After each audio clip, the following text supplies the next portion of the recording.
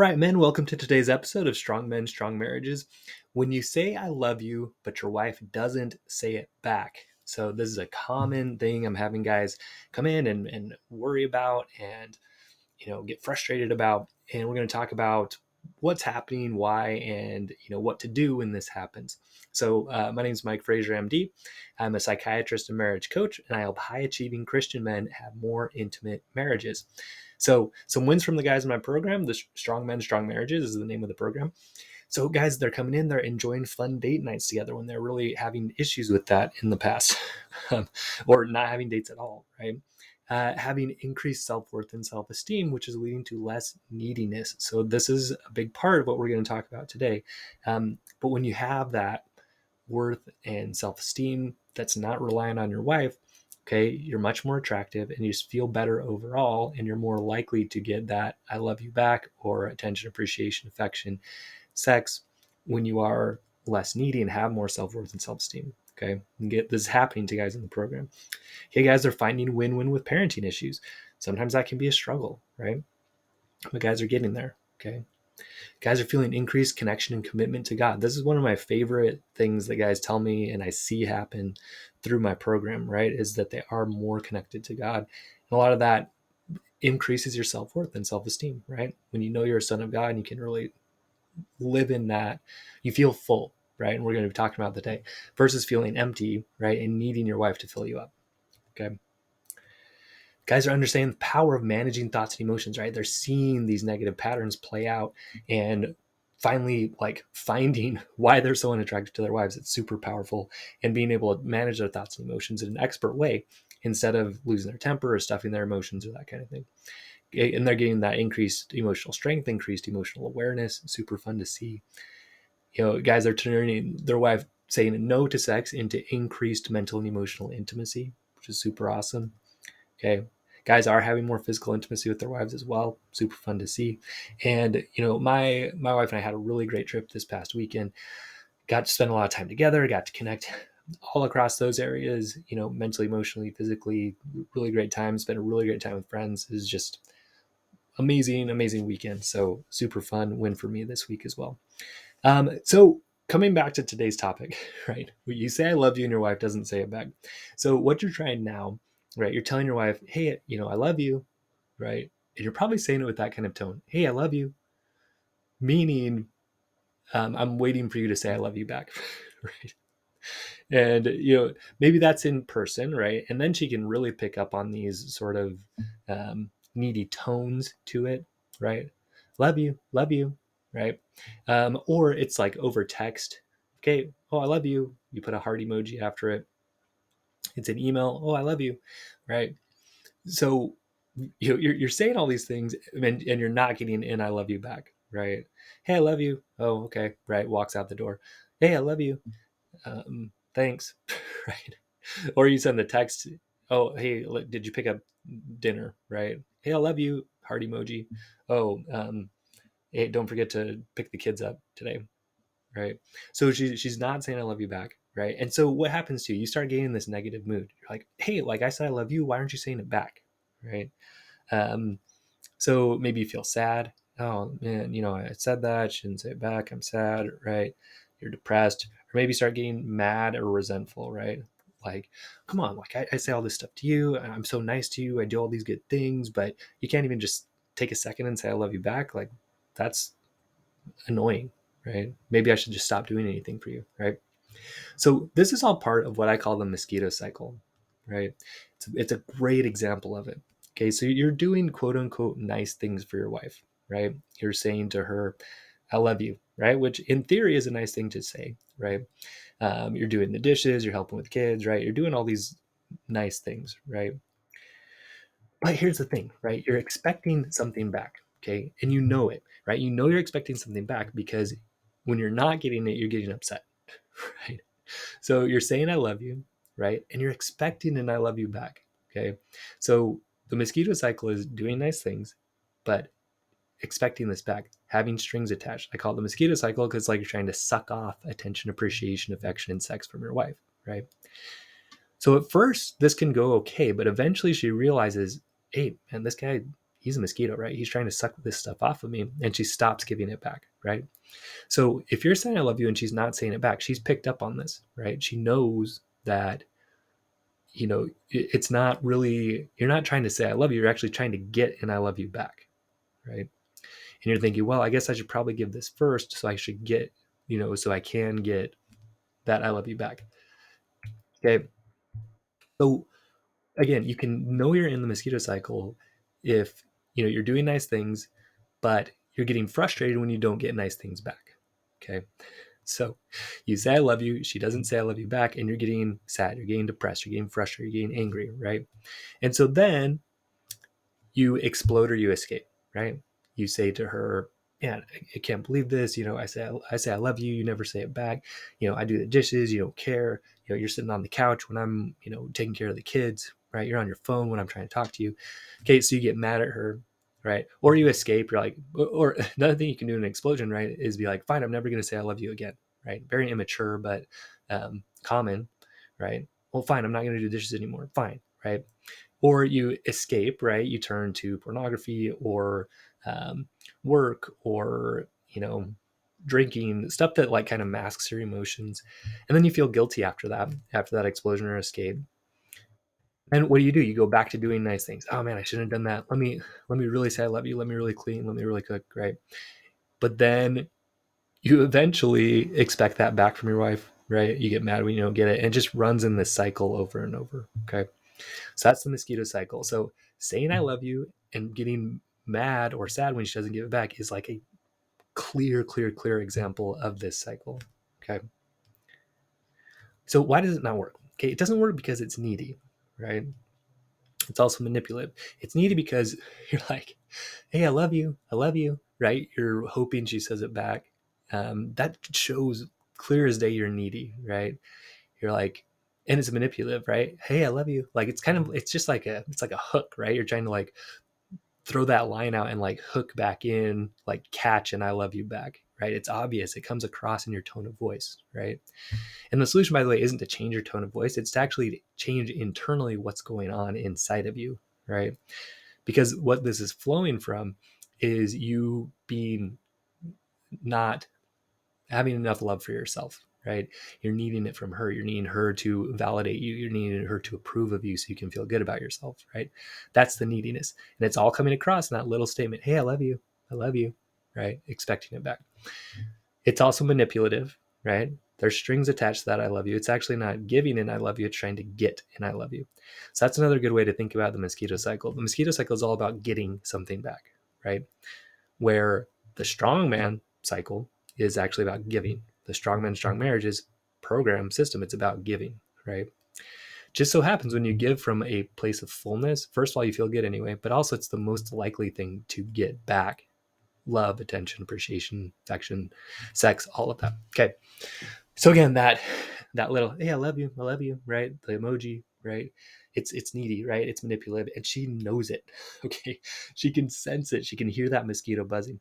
Now the hard thing is sometimes people from the outside will say, "Oh man, like you're so loving." Oh, that's not fair, right? You're saying I love you to her. She should be saying back to you. Your friends might say that. Your family might say that. Other women might say that, like at work. Oh man, if my husband would say I love you that much, like I would just say I love you all the time back to him, right? And so you get all this external validation that like you're doing the right things and you kind of feel like you're doing that right. Well, what's wrong with saying I love you, right? That's a good thing to do. But your wife has a lot more experience with you. And so she knows what's really going on. She knows this is not about you sharing love with her. It's about trying to get something back. She can sense it. Even if she can't tell you that directly, like she just kind of feels it, right? She hears that mosquito buzzing. She knows it's manipulative, either consciously or unconsciously, right? What I teach guys is what really comes across all the time are your intentions, right? So when you're saying, hey, I love you, right? The thought behind that is like, hey, if I say I love you, then she'll probably say it back, right?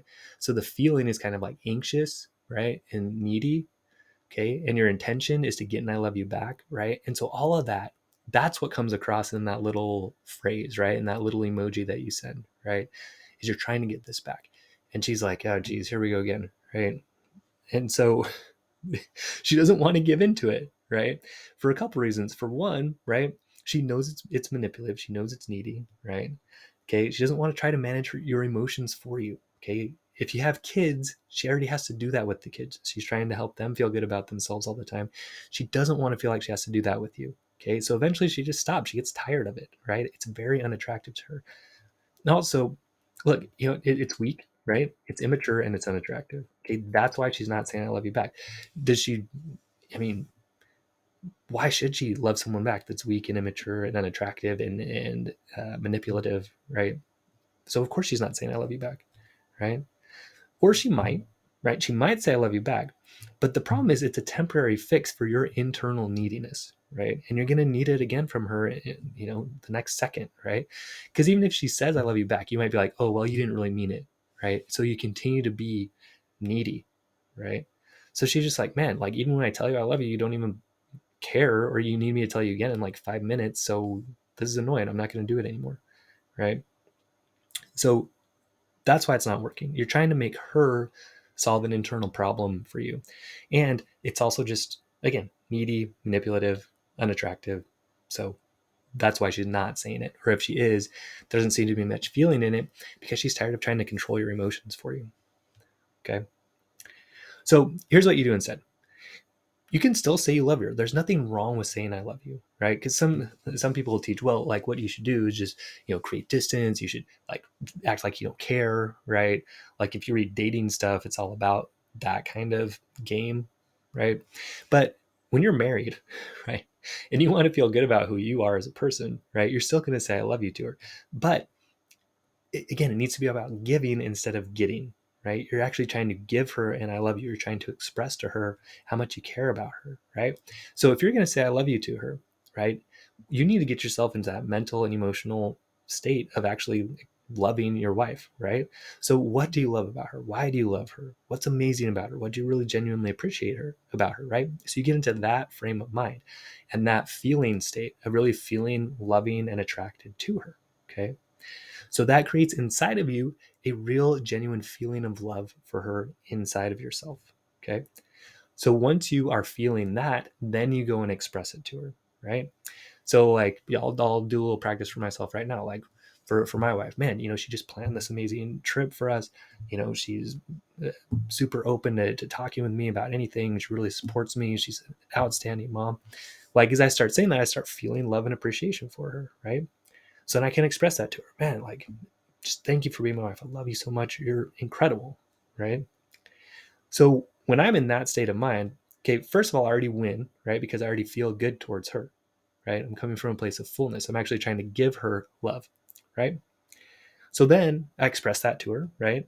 And in person is the best way to do it and do it with eye contact because she can actually see and feel better that you actually are feeling love for her when she can see it, right? It's a little tougher over text, but if you're going to do it over text, just do it with these reasons why, right? Hey, I love you so much. You're incredible, right? But again, you, like guys can still text that and be doing it from this needy place, right? So again, it comes back to how you're actually feeling and what your intentions are behind it. It's not just like checking the box of what to do, because like saying I love you in theory is a nice thing to do, but when you do it with the wrong thoughts and feelings and intentions, okay, the results are negative. All right. So again, especially if you're just getting used to this a little bit, like do it in person at first, right? Do it with eye contact so you can like see that love in your eyes, right? And again, this is not about getting something back, but it's about giving and sharing love. Okay, this has nothing to do with her saying I love you back. It's you saying, man, like I'm so lucky to be married to this woman. I just want to tell her how much I love her, right? So when you really feel that inside of you, again, first of all, it feels great. And second of all, that's way more attractive to her and is way more likely for her to say I love you back, right? When you're like, man, I love you. You are amazing. Man, thank you for being my wife, right?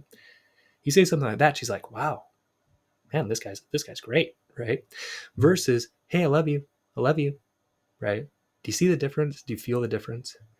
Podcast is nice because you can hear the voice difference and you know what I'm talking about, right? So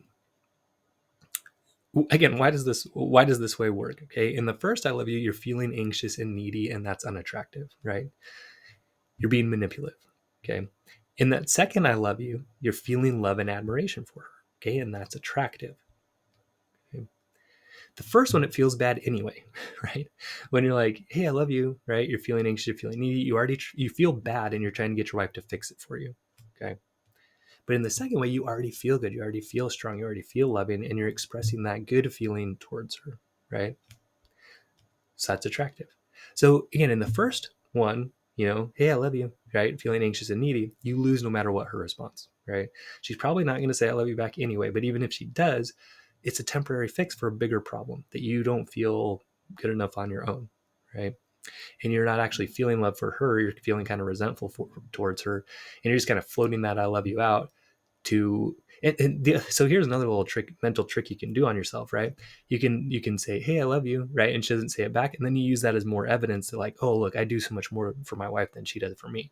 Like, I say I love you all the time, but she never does it for me. And you're just trying to, like, prove to yourself that you're better than her, which, again, super unattractive to her. Okay. And it's all part of the same thing, that, like, you don't feel good enough as you are, and so you have to keep proving that you're better than your wife, which, again, super unattractive but very common in the guys that I work with. Okay. But in that second one, right, you win no matter what her response is, right? You already feel love from her. You're coming from a place of fullness. It's not needy, right? And ideally, it's coming from that place of genuine love and acceptance of yourself as well, right? So it's like, man, my wife's so amazing, right? It has nothing to do with you. You're not trying to get anything back. You're just genuinely feeling love and appreciation for your wife. Okay. And it just feels good. It feels full, right? So when you express it to her that way, right, you're much more likely to get a genuine I love you back. But even if you don't, it doesn't matter, right? Because you already feel good about who you are, and you're already expressing to her what you really feel, right? From a place of fullness and love. And it just feels good to genuinely tell someone that you love them when you really feel it. Okay. Even if you don't get it back, right? But it just so happens you're much more likely to get it back when you do it in that way. Okay. Because why is that, right? So there's a scripture that talks about how, we love God because God loved us first. Okay. And, Jesus talks about in, when he talks about loving your enemies, he said, hey, like, look, everybody loves people that love them. It's easy, right? So what we want to do is make it easy, make ourselves easy to love, right? And how do we do that? By loving our wife first. Okay. Genuinely. Man, I love you. You are incredible. Man, I'm so grateful for you, right? Versus, hey, I love you. I love you, right? Setting that hook out, trying to, like, get back and I love you from her, right? Okay. So in summary, if you're telling your wife, hey, I love you, and then you're upset that she's not saying it back, you are in the mosquito cycle 100%. You're being needy, you're being manipulative, and that's why she doesn't want to give it back to you, okay? You're actually not expressing love. What you're expressing is neediness, immaturity, and manipulation. And so it's not attractive, right? And so, of course, she's not saying I love you back. Why would she love someone that's needy and immature and manipulative, right? So instead of doing it that way, right, you need to generate real feelings of love for her and express them to her. You need to make it about giving an expression of love instead of taking, right? You're already full of loves, and so you don't need any more love back to you. You already feel full of love for your wife, and also doing that work to feel that love for yourself, so you don't need her to build it up for you. Okay. It feels so much better to already be full of love, right? Again, like, what are the two great commandments? Love God, love your neighbor as yourself, right? So love God, have him fill you up with his love for you. Love your neighbor, love your wife as yourself. So love yourself, love your wife, right? So already you're full of love, right? And you're just expressing that to the people around you. And so, look, it feels great to be in that spot. And guess what? You're much more likely to get an I love you back when you're feeling that way. Okay. So, what do you need to be able to be really full of love like this, right? You need to become a strong, attractive man, right? So you feel good about who you are. You need to build your spiritual strength. Again, we're talking a lot about that self-worth element, connecting with God deeply, being a man of your word, okay? Being a man on a mission, knowing what you want in life, going towards it. Mental and emotional strength, having the tools and skills to manage your own thoughts and emotions. You don't have a clear system to do that right now, unless you're, in my program, right? You don't have a really clear way to look at your thoughts and emotions and manage them expertly. Okay. That's what we teach in the program. Okay. You need to be physically, financially fit and strong, okay, and sexually strong, meaning that you know how you want to use your sexuality and you're living in accordance with that, okay? So look, when you do that, you're super strong internally. You are very attractive, okay? You're a strong man, So then Your wife's going to be more attracted to you, but then you need to also have these interpersonal skills, creating a strong, passionate marriage by learning communication and intimacy skills, right? How do I really listen well? How do I express myself well? How do we get to win-win agreements? How do I bring fun and flirting back? How do I make intimacy something that's fun for both of us, right? You need to build those skills as well, right? You need trust, which is by you becoming a strong, attractive man. Then you need communication and intimacy, right? To build a strong, passionate marriage, okay? So how do we do that stuff? We have to rewire your brain, right? Step one, we've got to identify and eliminate the negative, unattractive patterns that you have of thinking, feeling, and acting, okay, that make you the stuff we're talking about: immature, manipulative, right?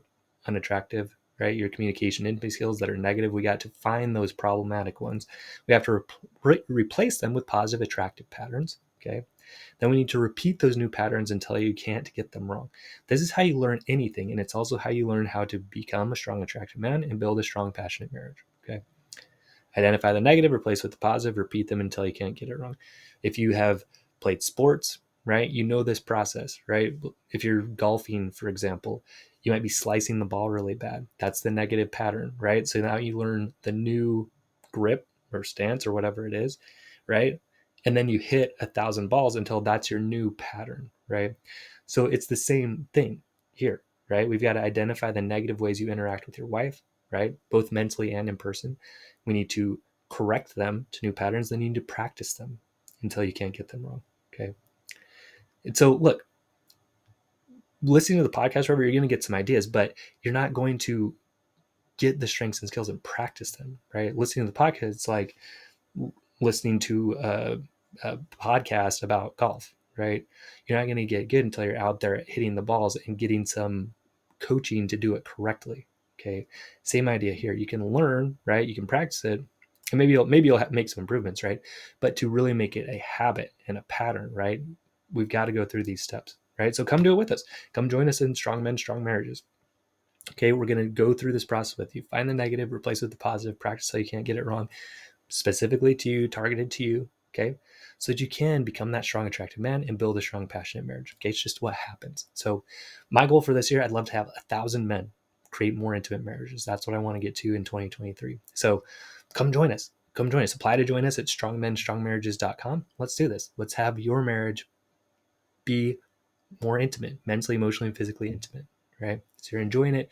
So you can really say to your kids, hey, I would love for you to have a marriage like mine one day. Okay, let's get there. You can totally do it. I'd love to help you. So come over to strongmenstrongmarriages.com and apply to join us. All right, guys, stay strong. We will see you next episode.